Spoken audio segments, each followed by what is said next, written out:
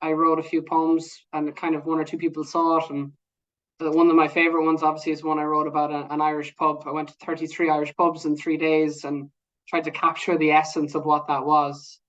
And at the time, we put that on Facebook, and this was just my own page putting it up, and we had a few 100,000 views. We're like, oh shit, people actually really connected with this idea that the Irish pub was a museum you could drink in. It was a town hall before we had town halls. It was a place kids could go and sit in the corner and play while the parents would meet and socialize. Hey everybody, welcome to the Decoding Cocktails podcast. I'm your host, Chris LeBeau. At the ripe age of 38, I left my former career behind and joined the hospitality industry. Since then, I've been on a rapid journey of learning, meeting all sorts of great people, and this podcast is my chance to bring you along with me, whether I'm interviewing somebody that works in the industry, another enthusiast, or occasionally stepping back to share what I'm working on or my thoughts. I'm so glad you're here, and so with that aside, let's get into today's episode.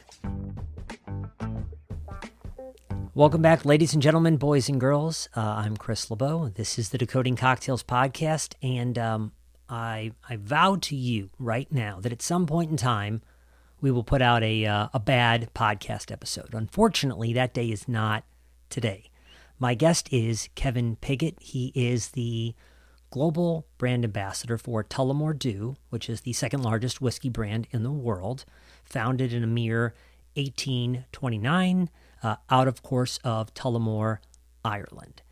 Kevin and I got introduced through former podcast guest, and I was already excited that we get to chat. And as I dug into Kevin and his background and interests, I couldn't help but get even more excited. So beyond his work for the brand, Kevin has adopted being a spoken verse and written poet, and he has just some absolutely magical verse that he has turned out into the world. One of the best known things, and all this will of course be linked to in the show notes, is something he called the Lament of the Irish Pub, which you heard about in the open of this, and it is to listen to that and to not smile, or if you're me, cry. Yes, cry. You're not doing it right, in my opinion. It's such a beautiful sentiment to the culture that exists around bars and pubs and spirits and beer and all of these things. So I'm so grateful that someone like Kevin is turning this out into the world, because I think it's incredibly beautiful and moving. Beyond that, Kevin talks about, to the world of working in the spirits industry. How do you stay balanced and healthy? And, it's not always easy, but he certainly talks about some of the things he's adopted to try to make sure that, like, I just emailed Kevin earlier today. We talked a couple of months ago, and it's just able to come out now, but I got an out of office that he'd been on the road for 2 weeks and was finally taking a day off. And so what are the things he's doing to make sure that he can stay in this industry? Many people he joined with many years ago, he says, have unfortunately crashed out because they kept hitting it too hard after a while. And so this is certainly an important aspect to this industry. One thing I would be fun to mention is amid the era of all these celebrity spirits on the market, Tullamore has a campaign out right now called Celebrity Free since 1829, and we'll be sure to link to some of that content. It's pretty good. I also thought it was valuable. Sometimes, one of the benefits of traveling to other cultures is to be able to see what life is like there. How does that make us think about our own life or the place we come from?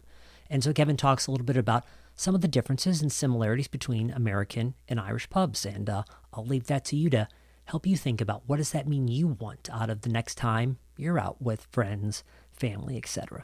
We will certainly, you'll hear us dive not only into Tullamore D.E.W, but Kevin thankfully broke down kind of some of the broader categories of Irish whiskey. Speaking of Irish whiskey, it's kind of in a surge time, winding the clock back for a long time. Irish whiskey was actually much more popular than Scotch, and so much more popular that a lot of Scotch was actually branding itself as Irish whiskey at the time. That then inverted for a while, and now Irish whiskey appears to be on the edge of overtaking Scotch again. So great time to be in the industry. So yeah, that is a little bit about what to expect today. Kevin just has a wonderfully warm, good-souled personality, and I was very lucky to be able to talk with him. You can find him online at Tullamore, Tullamore, Kevin. There'll be a link to that in the show notes, of course, as well as to Tullamore Do. So enjoy this conversation with Kevin.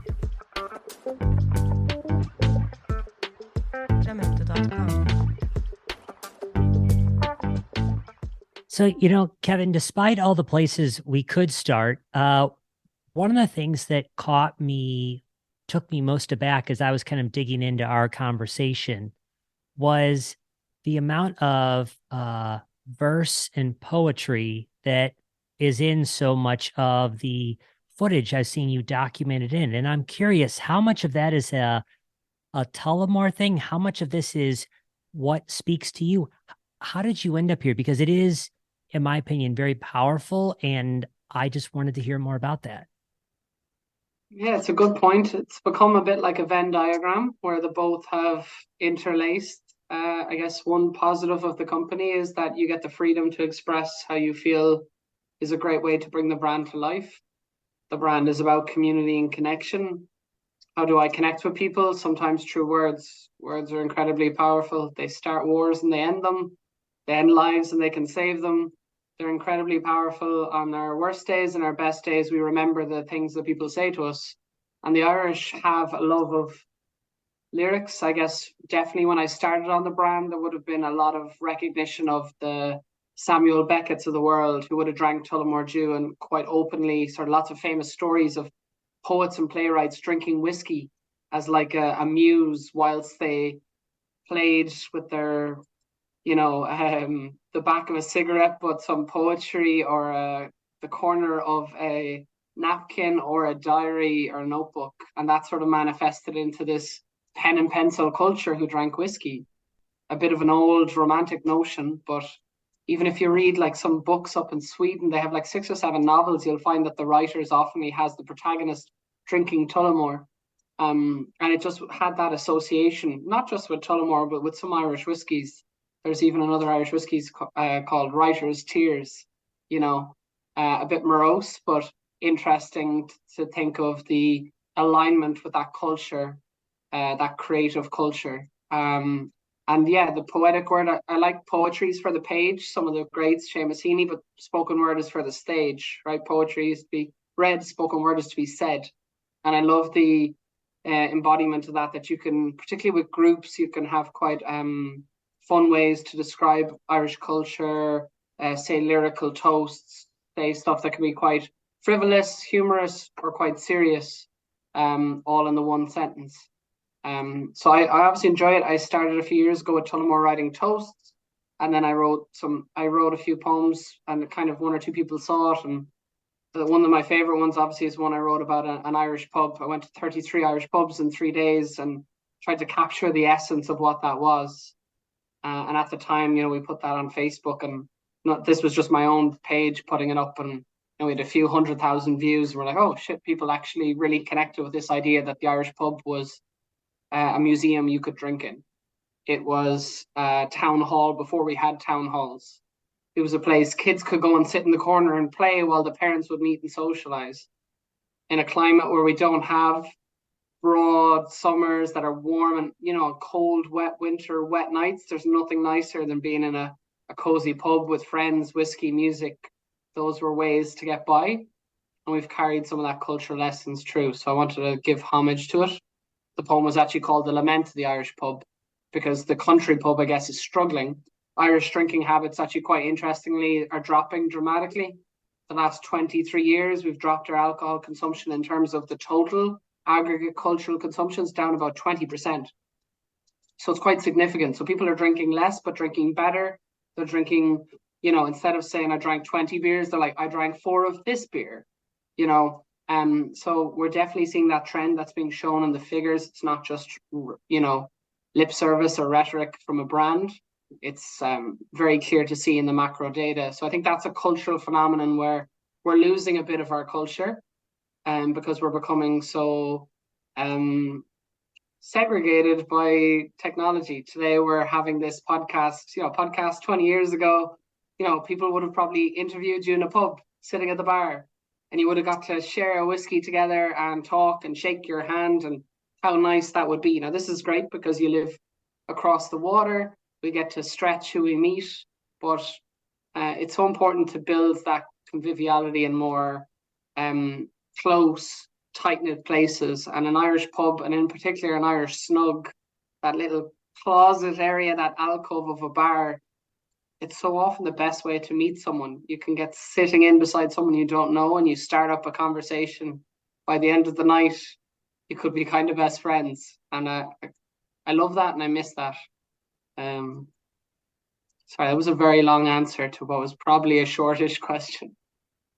This is a long answer podcast right here. So you're doing that. That was great. Yeah, I remember. I think one of the things, I think it was pinned to the top of your profile, and we'll be sure to link out to the poem you did about the 33 pubs, because I thought it was great.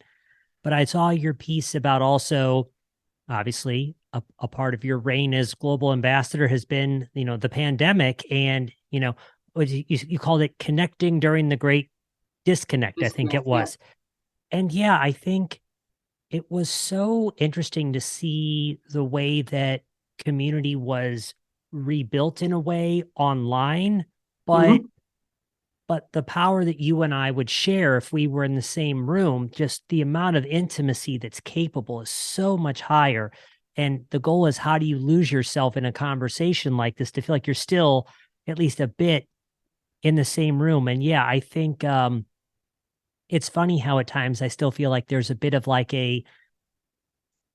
the chance to go out with friends and family is still very much there now, but there's still a sense of loss I think I still feel from those couple of years when that felt very hard. And to be in that tight space and just time melts away, there's something truly magical about it. Absolutely. I think you're trying to capture the essence of human connection, which we all need. We are social creatures. Throughout most of our history, humans have lived in these tribes, connecting, gathering, sharing everything. It's hyper communal, and we've lost elements of that.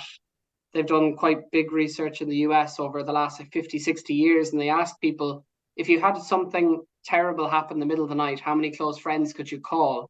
And that number has gone from like 6 to 1 to sometimes none, depending on the state. It was like really sad to kind of see.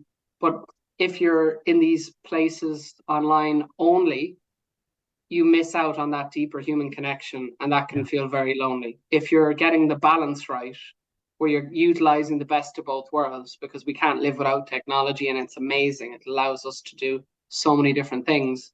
If we can find that better balance. And I guess that's what I was trying to do with the eye contact experiment. So we sit down in cities, anywhere I go. I've tried it in the US, in New York City, sat down in Washington Square Park, just put out a yoga mat, and anyone who wants to sit down, talk, share, eye contact. People sometimes cry, laugh, all types of reactions come out. Sometimes people share really heavy stuff going on in their lives.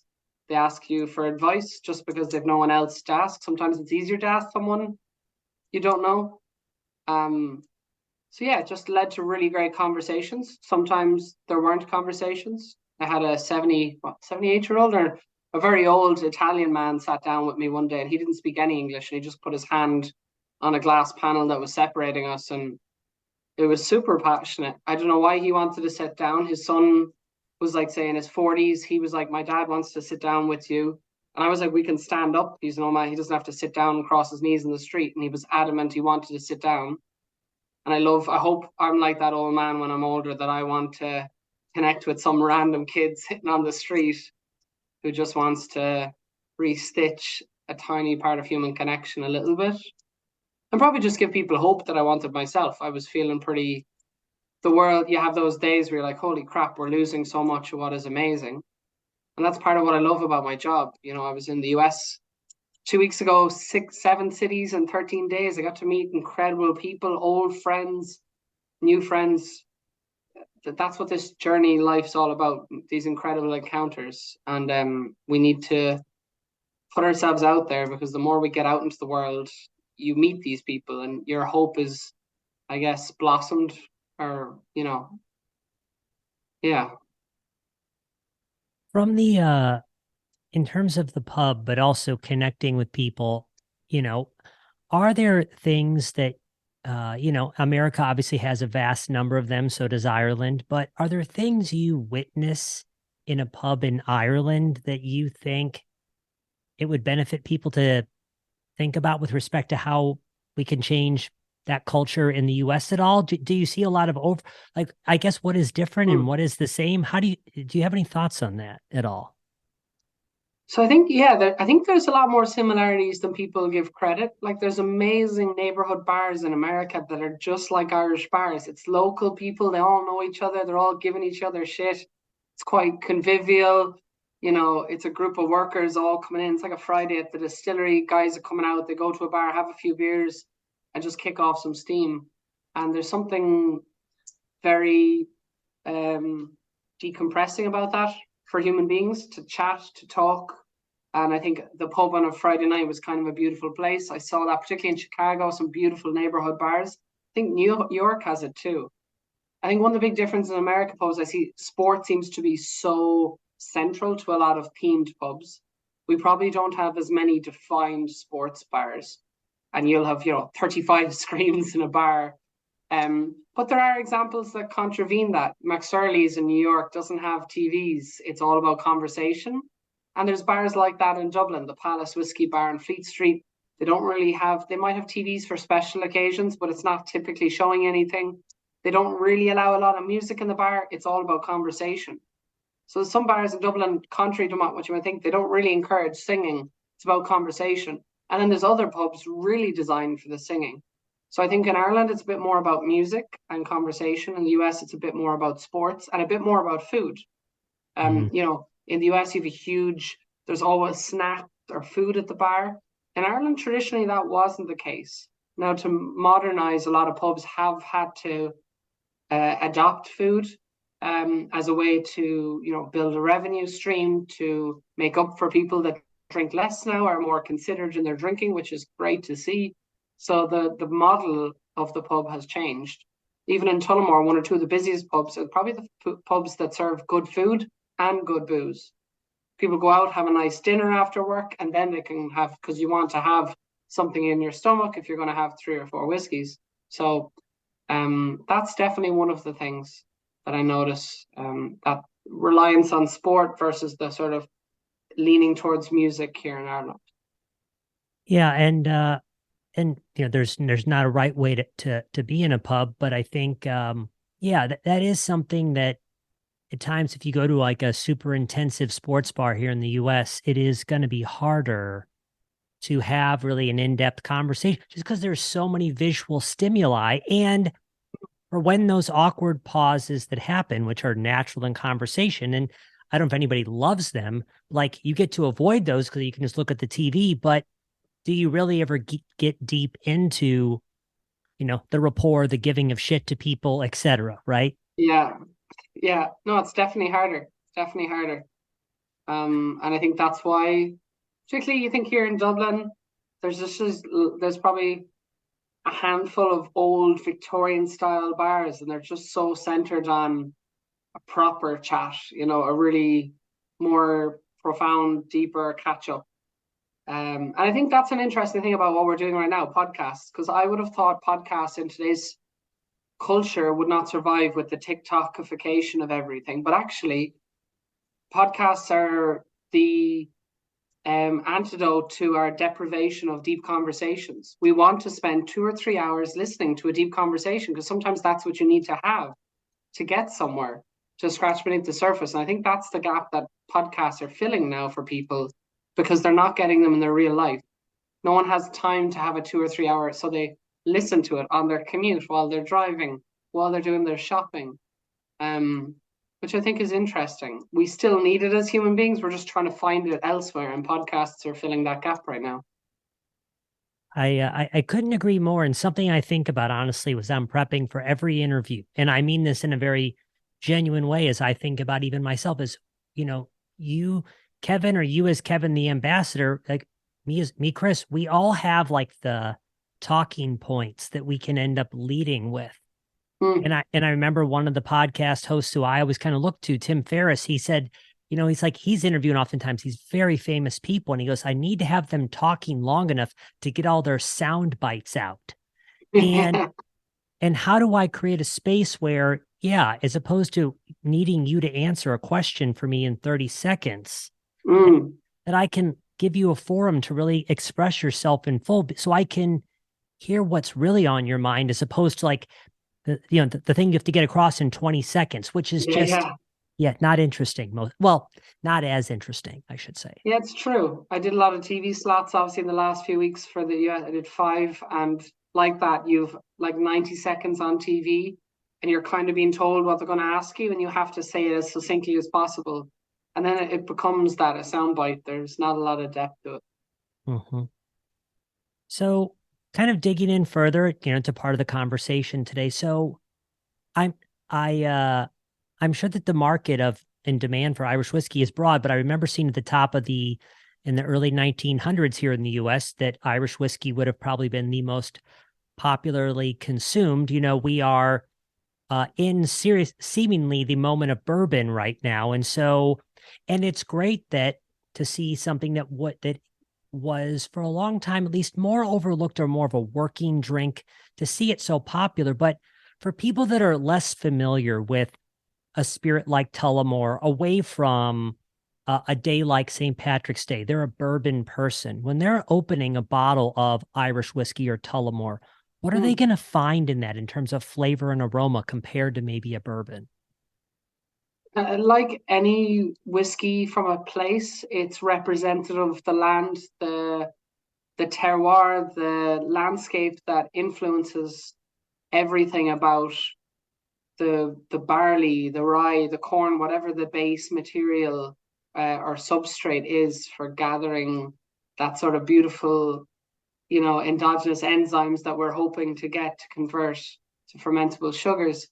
The the sense from Ireland is that it tends to be a softer spirit than I think some of the bourbon alternatives. The reason being that obviously in bourbon, quite renowned for its intensity, its pungency. It's going into a barrel the first time. So that virgin oak has so much to give. And that intensity is incredible. I like a lot of bourbons. I like the Hudson bourbon. I like Woodford Reserve. There's a few ones that are really punchy. I like them and stirred down in brown drinks. I think they're probably the best base for a lot of old fashions. Really incredible sort of viscosity and texture and depth. Lots of caramel, lots of vanilla. When we think about flavor compounds derived from the wood the first time. The Irish whiskey typically used in seasoned barrels that have already had something else like bourbon in it before, and typically sherry in our distillery. You're going to get softer notes of that. So you see that golden amber in the Irish whiskey versus the sort of more rich mahogany that you're getting from the bourbon. So a little bit like a tea bag being used the second time. It doesn't have perhaps the intensity of flavor. Sometimes it obviously depends on the brand and the variant. There's different ways to dial up and down the intensity of an alcohol. The cask type, the ABV, various other sort of distilling choices. Typically in Ireland, we'll distill differently as well. So distillation is about the readiness of a flavor compound to convert. Okay, so it's volatility to convert from a liquid, to this alcoholic vapor. So we're boiling beer, it's like a teapot. But what we're doing is we're really refining the spirit. We're distilling. So we're removing some of those flavor congeners that we don't want, some of the heavier, oilier, more viscous. So we're trying to get something that's lighter, silkier, smoother, and perhaps has an ester profile that's more apparent on the nose. So maybe more fruit notes coming through. In Tullamore, it tends to be citric, green apple, those type of dimensions that come through, that maltiness. I feel in American, because you're using corn as a sweet, it's quite sweet as the base. In Ireland, a lot of the whiskey centers around malted barley. Obviously, there's a complex sort of mash bill or ingredient list that goes in. We don't just use malted barley, but to give a sense of top line differences. I think those are two of the key ones that I always highlight. It tends to be a bit softer to drink, neat, if you're very new. So I think Irish whiskey's attractiveness to that younger cohort was definitely people getting into whiskey and then moving on and trying some bourbons later in their sort of as their palates developed a taste for whiskey. Irish whiskey had this accessibility because of the triple distillation, and just the wide variety of flavors. I think people don't realize 45 Irish distilleries now. And it's quite, significant. I know you said bourbon is flying, but Irish whiskey is on fire at the moment as well. So these two things are happening in unison.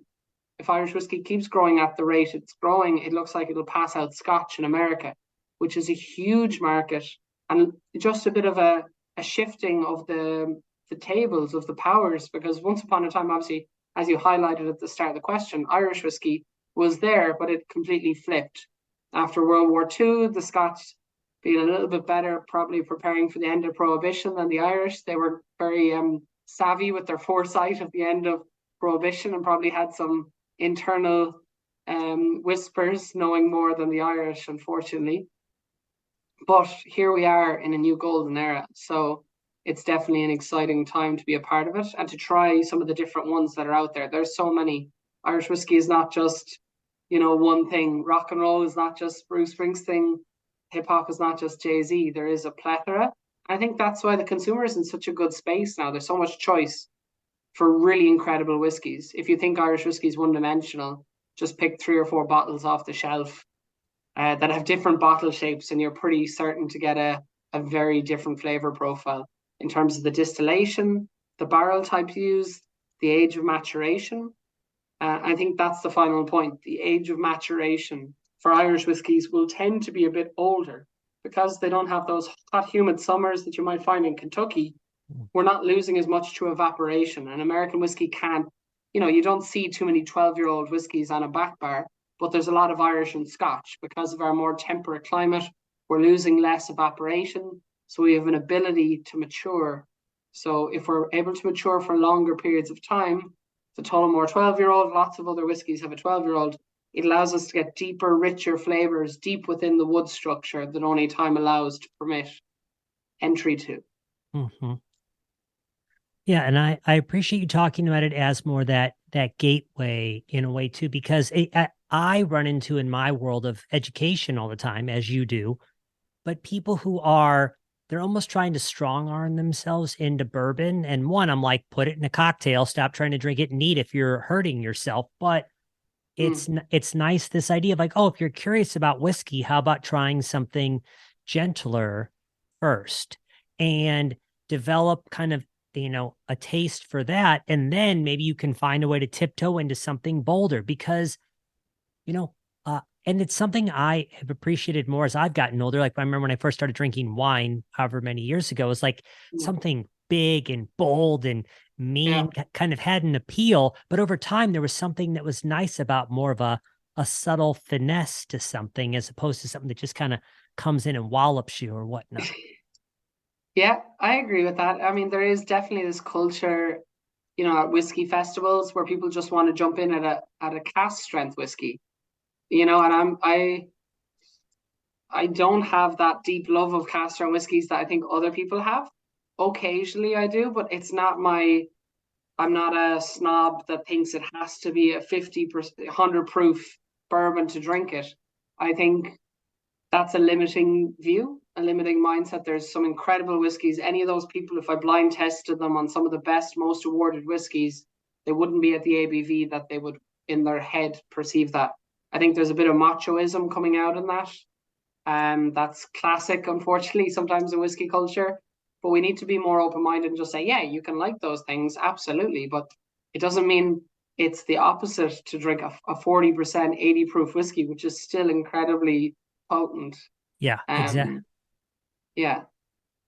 In terms of getting more into the juice that is Tullamore, to understand kind of the choice that blenders make to create something. So Tullamore isn't a whiskey, it is a blend of 3.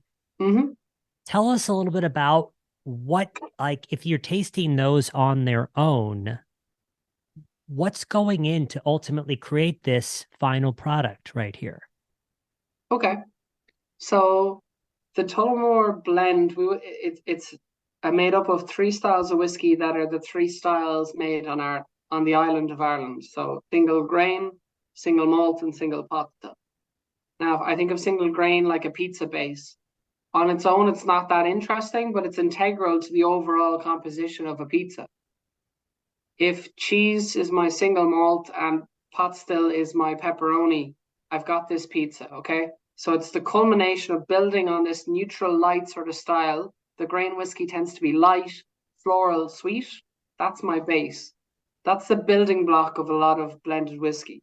And then upon that, I want to drop some single malt to give some fruitiness, or some pot still to give some particularly spice and spicy like a texture to it. I often think that the florality, the malt, gives this fruity ester profile that's just very different to pot still, which is way more about texture and mouthfeel. I guess the truth of why we came up is back in the 60s, there was a reformulation of the Tullamore Dew blend, because they looked at the market, and Powers and Jameson, two huge Irish whiskies that were part of the same company at the time, would have had a recipe of a grain and pot still base. And they felt that those had a particular appeal to them, and they needed to differentiate Tullamore. It was probably too similar in style. So Tullamore had some single malt added. It became a triple blend and had this added complexity that the other two whiskies didn't, as a way to differentiate it, because it was the same person going out promoting those two whiskies and then Tullamore. So if they were all kind of similar, it made it hard to actually sell them all, because people were like, well, I'll just take that. I have Tullamore, so I don't need a Powers. They're very similar. So it allowed this broadening of the flavor palette that came from Tullamore, adding this depth of flavor, and you had the first triple blend. So it's just a more complex combination of the styles of whiskey that we make in Ireland. And it became incredibly unique in that way, because most Irish whiskies, over 90% of sales, are two whiskies blended. A grain base with either malt or pot still. So grain and malt, you'll see the Teelings. Grain and malt will be the Bushmills. Grain and malt will be the Kilbeggan styles.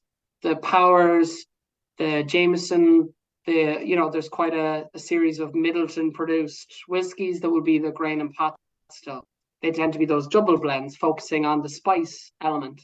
And Tullamore just was the lucky brand that got all three. Since then, I think 5 other brands have copied that style and have made triple blends. So I think that's a good sign that other people are saying, actually, the amount of permutations and combinations of flavors you can create with 3 styles is limitless. So even in the distillery, one of the things I made during COVID, I worked with a guy about creating a blend your own machine. So in our distillery, you blend your own whiskey and you can pick the proportions of each you want. And we actually kind of show you how hard it is. Sometimes people make a whiskey and it's terrible. Sometimes they make one and it's incredible. And they're like, shit, yeah, you've got just so many things you're trying to balance here. And if you're not careful and use too much pot still, you overpower the whole thing. You've just got a watered down pot still whiskey. So it's quite interesting about how you understand flavor and balance. And we think about that when we cook. If you add certain ingredients, a little bit of salt or garlic, it's not the proportion, it's the power in which it influences the overall dish. And if you don't understand that within the context of whiskey, you don't know how to blend a whiskey. So I think that's where the art of blending comes into play. And the blender in the Tullamore arena is far more important than anyone else, because that's what our base liquid is about.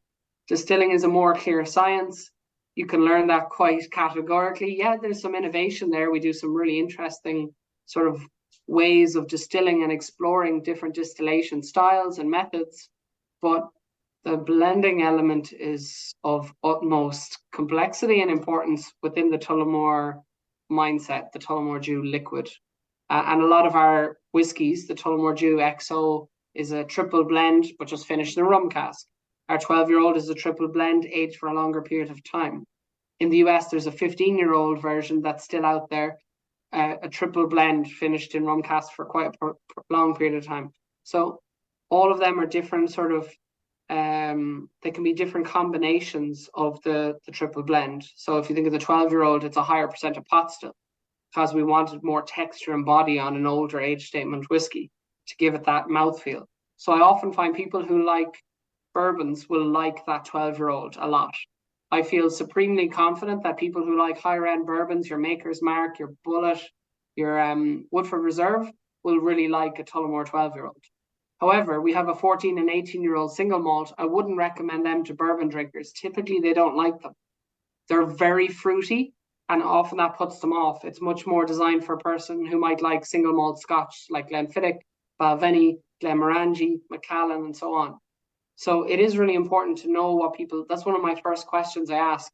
What do you normally drink? Because if I give a bourbon drinker some of our single malts, if they're not open and used to those hyper fruity fruit bomb whiskies that are all about fortified wine notes, sherry, sultanas, figs, they really won't, it'll be so different to what they're used to. It won't work. But I find the Tullamore 12 fits that profile. Slightly sweeter, bit more body, a bit more texture, because the bourbons have that, because the intensity of flavor they get the first time. There's a bit more in alignment in terms of what people expect.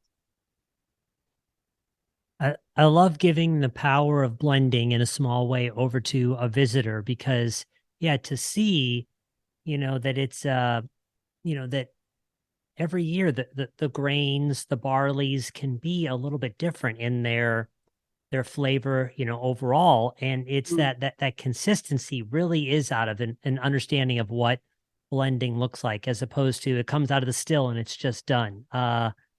That's that's pretty interesting. So are they able to taste like the standard Tully Green while they're tasting their own like little blend at the same time? The one thing we did to try and be a little different is I actually put the whiskey components through ultrasonic atomizers, and it sprays out a smell of each of the styles of whiskey, because they typically won't have tasted a deconstruction of the blend. So they get to actually nose each of the elements. So organoleptically, you're as capable with your nose you are with your mouth to identify. So we're trying to train them to trust themselves, listen a little bit, practice, and discern, oh, I really like that or I don't. And based on that, let that inform your choices for the blend you would make. But like that, you'll get people who make two different combinations and they'll buy two bottles because they want to try, because they're actually not sure if they're going to like a pot still heavy blend or a malt heavy blend. And you'll definitely have had the guys who have tried to recreate the Tullamore blend, and they'll have tasted it. More that we get the message on social media a week later, I've been drinking it with the Tullamore Dew and I think mine's better. In which case we say we'll ring them up and do a deal. Your signature Chris LeBeau blend. That's right. That's right. That's fun. I like that a lot right there. So as a quick aside, I was interested just to see, because like one of the things I find so fascinating about alcohol and spirits and whatnot is how often, there were medicinal ways in which these things were used. So seeing kind of obviously like, okay, you can treat infection and, or with regards to certain, vermouths and tonics, like obviously we're treating, Mm. various illnesses. But I saw, what was it, somewhere that, because it seems to exist in so many cultures, but that the word whiskey is actually a Gaelic in its origin. Is that correct? Are you familiar? Yeah. Yeah, yeah. Okay. So Gaelic, so the Irish language, Gaelga, you have this word that originates from Latin. So aquavitae, aqua being water, vitae of life, vitality. And then if we transfer that to Irish, it would have been this sort of ishka, ishka is water, baha, bahas of life. So water of life. Ishka was an Irish word. We were obviously ruled by the English for 800 years. A lot of the Irish language was beaten out of the culture. There wasn't an ability to articulate ishka. Ishka became fuishka, fwisky. So that was the anglicized version. So a lot of words you'll see an Irish word, and you'll see the English. And the English word's kind of close because they anglicized the word. Excuse me. So that's kind of how language evolves over time and how it changes. I Hmm. mean, you see it in more subtle ways in the US, where you see, I have a friend, Caitlin Corkery, and her second name, this hybrid of Cork Kerry, two regions.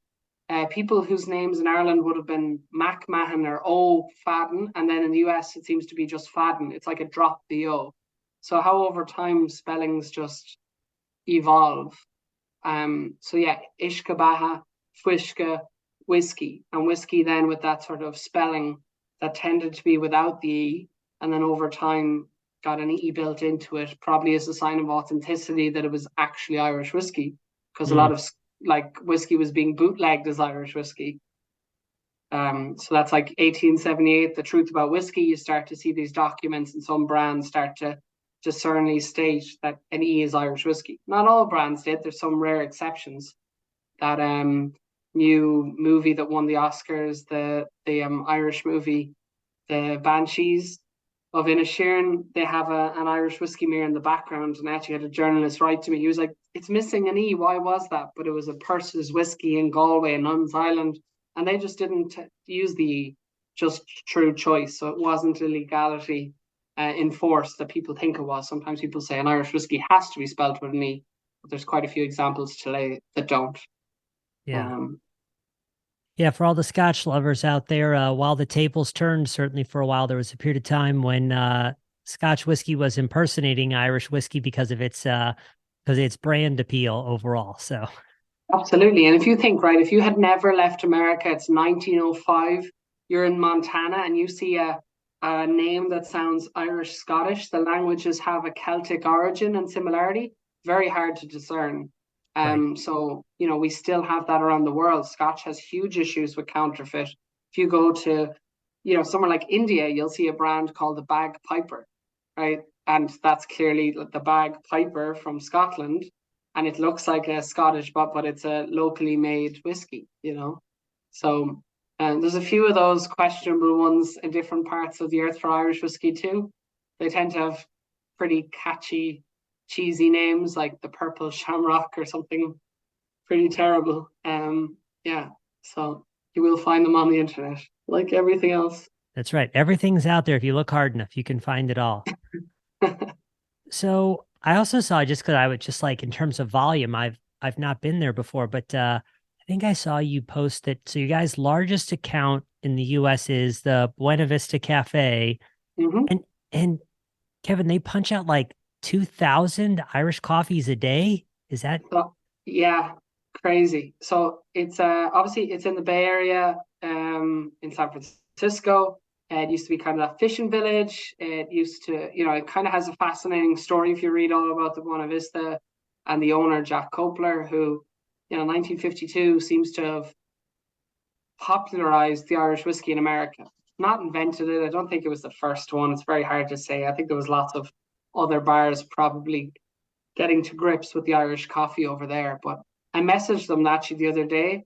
I was talking to some of the bartenders there, and they told me they did 3,000 on St. Patrick's Day. Um, I've been in behind the bar. It's a very fast working environment that can make 15 at a time. They've kind of just perfected it. You would think that by making it very fast, it's not going to taste good, but actually, the appearance can be a bit messy because they're quite quick, but they just have the routine. Like they're using good whiskey, they chew sugar cubes, so it's not a free pour of simple syrup that can be different per glass. They stir it really well. They use a really good hot, strong coffee. The glass is small, so it has the perfect balance of all the ingredients. They use a 36% cream. That's like a lovely higher fat that sits lovely on top with minimal effort. And it's kind of designed to have a second. I think no more. You probably shouldn't have any more.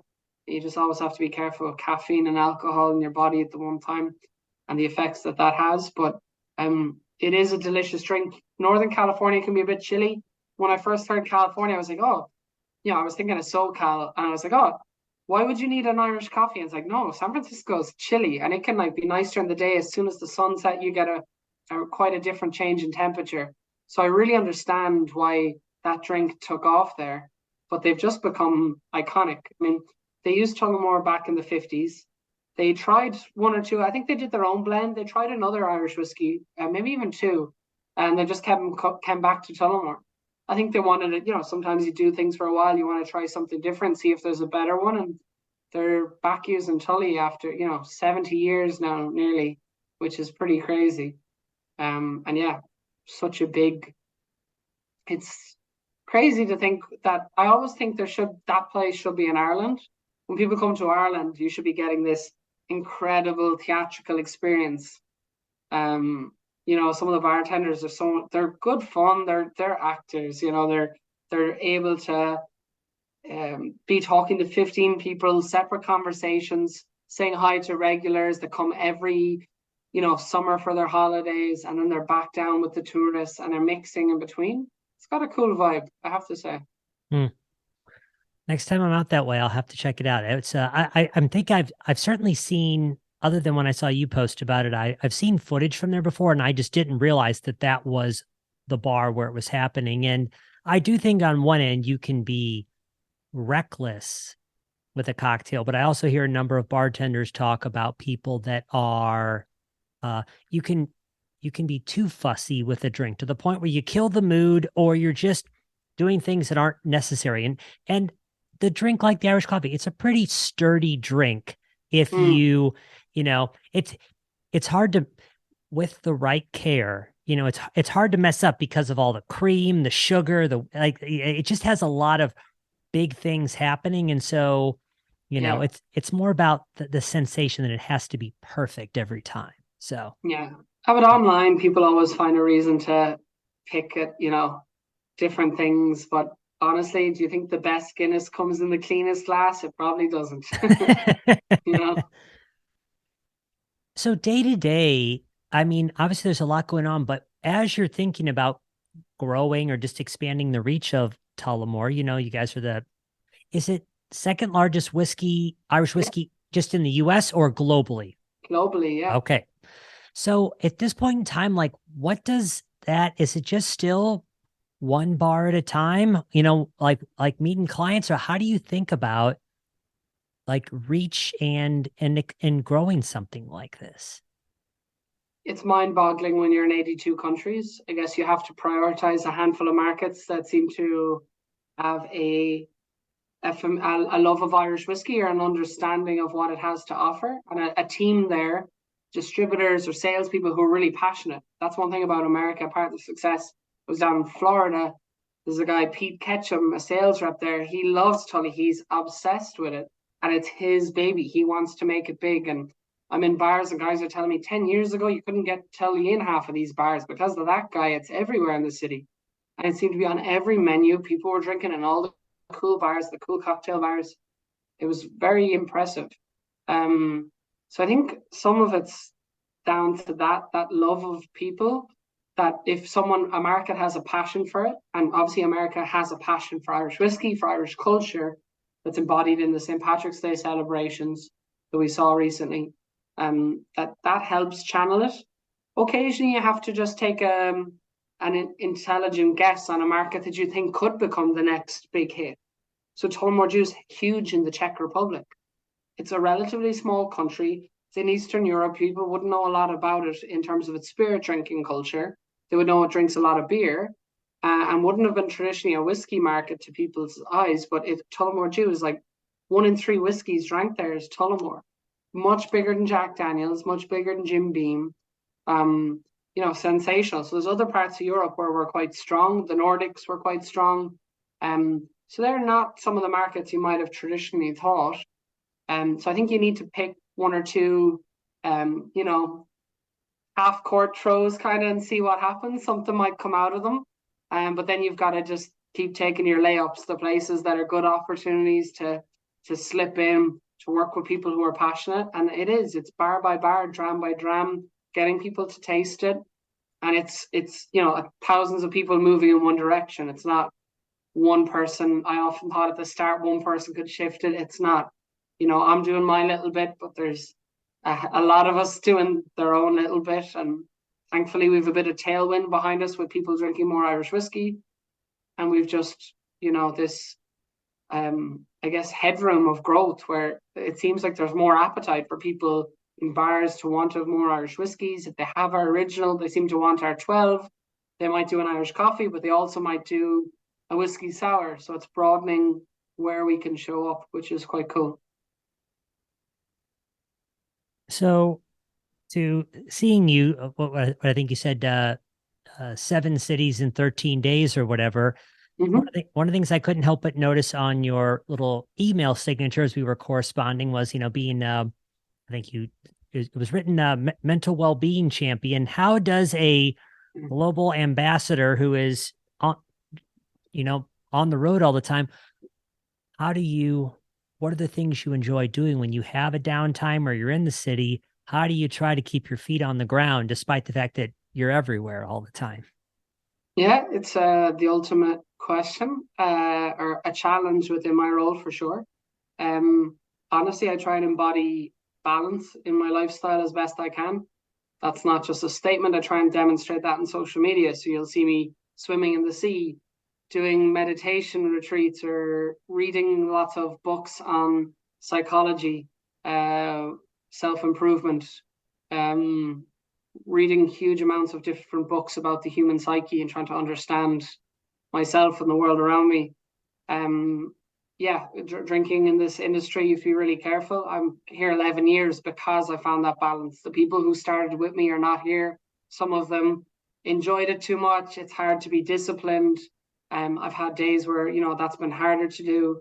But you mature as you get older, a little bit wiser. Um, Slowly, not a lot, but just a little bit more wisdom. And I used to be the global chair for 2 years for William Grant as a whole. So it's a voluntary role where you try and instill a well-being culture across the business. We have a lot of people who are workaholics and work like crazy and don't get that balance right. And we want to make sure people are okay. So I feel passionate about it. That 2 year commitment highlights that or proves that in some sense.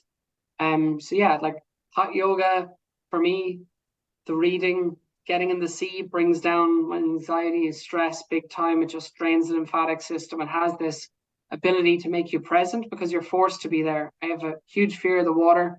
Um, so I hadn't been in the sea in like 5 years, and during COVID, I needed something to find some peace, and it helped me a lot. A colleague brought me swimming. Shout out to Rob Bryan, former Tully ambassador, but yeah, he was just knew I was having a shitty time. He reached out and got me in the water, and I kind of pushed that fear. And every time I get in, it's like pushing a fear. So I think those are ways that I find balance. I definitely have got just a bit more wise on my like drinking habits. I'm getting a little bit careful. Like if I'm having a beer, sometimes I can have a bottle instead of a pint to take in less calories. I don't need to order doubles ever of whiskey. It's not necessary. I can sip one. If I want another, I can have another. I try and drink 3 pints of water on most sessions. So if I'm going out for work, I'll have a pint of water before I leave the house. I'll have one halfway through, and then when I get home. So I'm hydrating quite significantly. The more I fill myself up with water, I'm not going to excessively drink either. I try and skip around now as I've got a bit older because we stay out for hours at the time with people. You just sometimes it's good to skip around. So sometimes I've just had a Diet Coke or something. I'm still drinking, I'm still big, but I just skip one round. Um, yeah, and then just trying sometimes to tell myself I don't need that very last drink. So little things that I definitely didn't tell my 22-year-old self when I started. But yeah, we get there. We learn those hacks. We don't always follow them because we're humans and we make mistakes. But I'm definitely getting a lot better. I'm in pretty good shape, in terms of how I've looked after because I want. This is a company I love. I enjoy what I do. I love meeting people around the world. It's a true statement. It's not a place I'm in for 18 months and jumped out to the next thing. It's led to most of the best things in my life.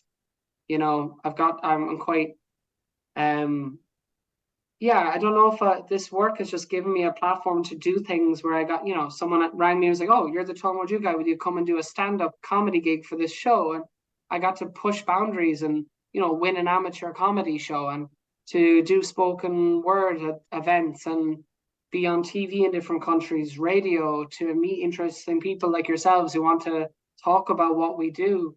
I'm very grateful, and to um, showcase longevity in the role, I want to be a representation of that because it's very easy to be the party guy when you're a whiskey person, but I want to show balance in the best way I can. I'm actually my dream would be to go back and part-time study to be a therapist, and that the company would somehow allow me to have a hybrid of both roles. So for bartenders in the hospitality industry who can't afford therapy, you would give them free therapy in cities that you would visit and slots where they could come and get that because a lot of Hmm. them don't have healthcare programs. And then you could do social events that are a bit more moderated at night. So it's so kind of showing, yeah, you don't have to go out after your 12-hour shift and get hammered. And if you want to survive in this game, you won't because that lifestyle with all the other things that come with nightlife, it doesn't it doesn't the body keeps the score. That's one of these books. The body keeps the score, it keeps the count, so Okay. Body keeps the score. I'm gonna check that one out. Yeah, we all have to approach this wellness and well-being crap the way we need to, but I like your outlook a lot, because to me, like something like a dry January, you may have done it, you've known people who've done it, but to me it's always about, like, it feels very draconian, and after this is over, are we just going to go right back? And to your point, it's like, yeah, to me it's like, I always say, like, when I'm out, I'm double fisting. I've got water in the left hand and a drink in the right hand. And mm, what are the things I'm doing to be more mindful of how much I'm having? To your point of mm, Irish, alcohol consumption going down 20% or so. How much of that is drinking stuff that's more flavorful, so I just need less? But also maybe the culture just doesn't as much reward like just being blackout drunk or whatever. And so, yeah, to me, I'm I'm still really only, while I'm not inexperienced as a drinker, I'm really only 2.5 years in being in the industry. So trying to, like, when this stuff is suddenly all over the place, I still have the days when I'm a little deeper in the pool than I meant to be. But yeah, trying to put those safeguards in there to recognize that I love being able to teach people. I love being able to learn from people like yourself. And the body does keep the score. And if I want to play in this game for a long time, I need mm. to find the right way to be more balanced with that. Absolutely. Couldn't have said it better myself. Uh, just one other thing is kind of top of mind for me, but if there's anything else you want to chat about, feel free. But uh, regarding Irish culture, when you think about, like, all the people you're interacting with, are there common things you find that people maybe uh, misunderstand or oversimplify about Irish culture for people that haven't been, or I haven't been in 20 years? What are the things that people should know about Irish culture in terms of beyond the spirit itself, the people it's representative of? But just, yeah, anyways, I ran too far with that question. Tell us a little bit about Irish culture. Yeah, well, I'll start with, yeah, there are definitely things that I think no culture likes to be pigeonholed, right? For me to say an American is this, that's such a stupid statement. Fair enough. There's Yep. like the best person in the world lives in America and the worst person, right? You've got that spectrum. Yeah. So it depends on the state, depends on the person. It just depends on the side of the bar. So I think sometimes the perception, oh, Irish people, you all like to drink, people don't like that because it's like a dimming down of culture. We have this richness of culture that's beyond drinking.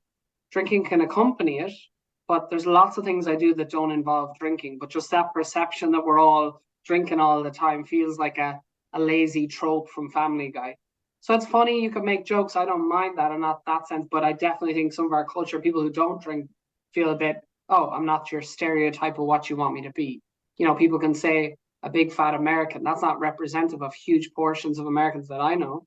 And it's not a nice way to depict a whole nation of 350 million. So they're just, yeah, things that you have to be more sensitive to. I think one thing that's a bit sensitive in my is always the car bombs. It's a drink in America. They often say a Belfast car bomb.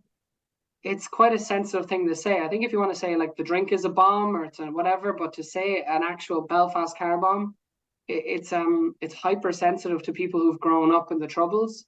It's the equivalent of saying a 9/11 bomb. So I think when you Right. tell people that, they're like, holy shit, yeah, I didn't even think of it that way.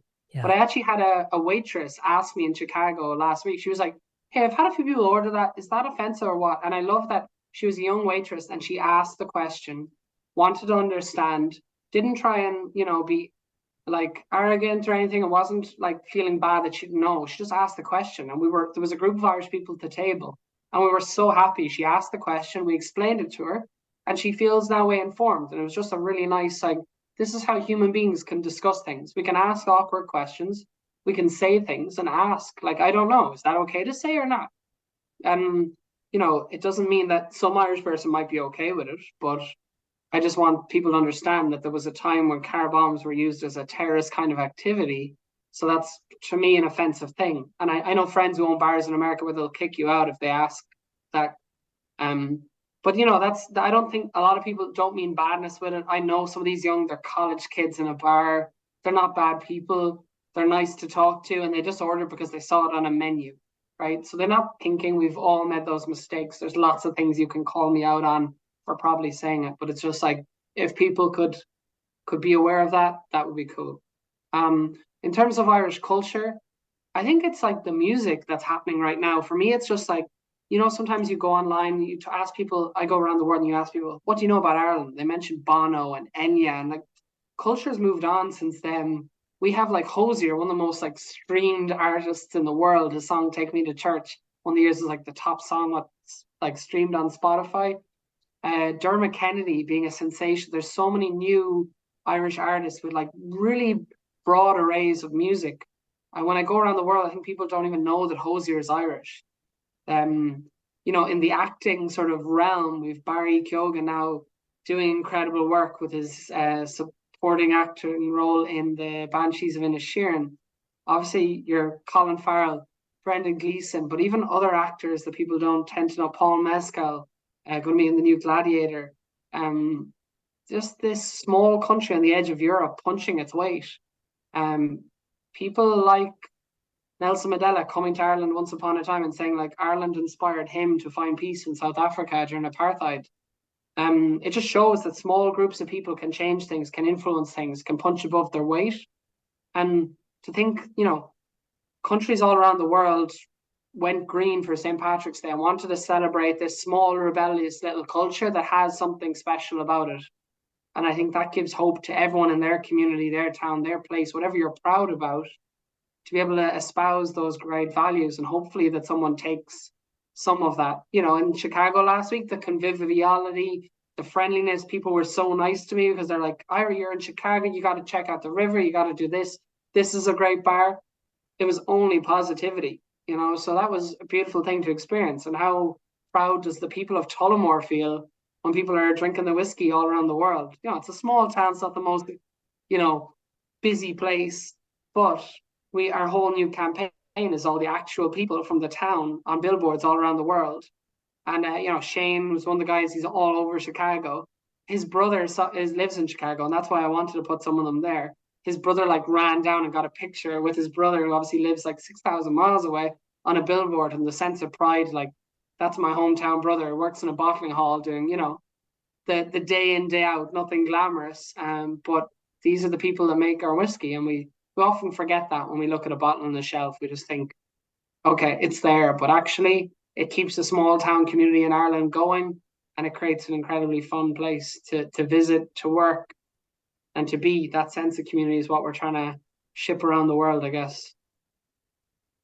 So first, thank you for straightening out my question there, because you're right. For someone to say Ireland is, or Irish people are, or Americans are, it's obviously an oversimplified answer. So I thanks for taking it where you did. And I, as part of kind of my research, I had bumped into a New York Times article that had recently highlighted a number of rising Irish musicians and whatnot. So I'll be sure to link out to that article for people too, because I spent some time trying to listen to the music as well. Because so often music can be representative of a culture, especially one that is where music has such deep ties. And for anybody that hasn't seen, Tullamore does have a fun campaign on right now.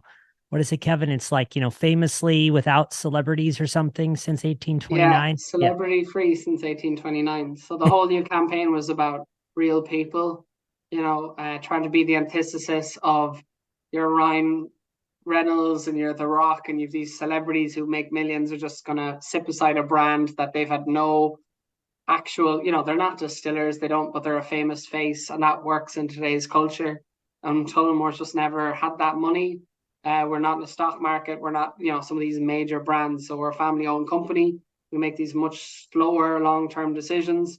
And like I said earlier, we build it bar by bar. So it's a much slower process. We're 194 years getting to where we are. We're not a lot of these new brands are 5-10 years old.